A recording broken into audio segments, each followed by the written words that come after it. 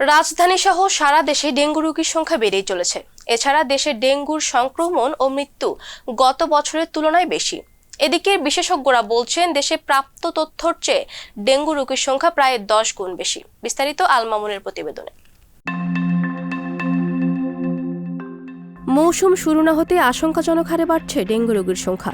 Dengue রোগী দ্রুত বাড়ার কারণে হাসপাতালগুলোতে দেখা দিয়েছে শয্য সংকট। এদিকে বিশেষজ্ঞরা বলছেন, আমরা ডেঙ্গু রোগীর যে তথ্য পাই তা সঠিক সংখ্যা নয়। কেবলমাত্র কেউ হাসপাতালে ভর্তি হলেই আমরা তার তথ্য পাই। এর বাইরে কেউ ডেঙ্গু পজিটিভ হলে বা বাসায় চিকিৎসা নিলে সেই তথ্য আমরা পাই না। ধারণা করা হয়, দেশে প্রাপ্ত তথ্যর চেয়ে ডেঙ্গু রোগীর সংখ্যা প্রায় 10 গুণ বেশি।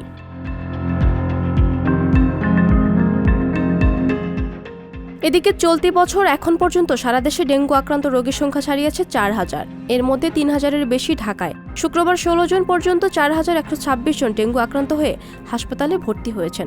এর মধ্যে ঢাকায় 3173 জন, ঢাকার বাইরে রয়েছেন 953 জন।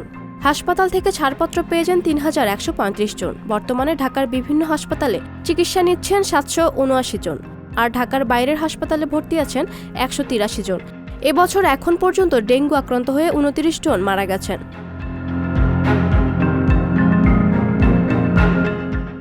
চিকিৎসকরা বলছেন, এবছর আক্রান্ত অধিকাংশ রোগী করছেন অস্বাভাবিক আচরণ।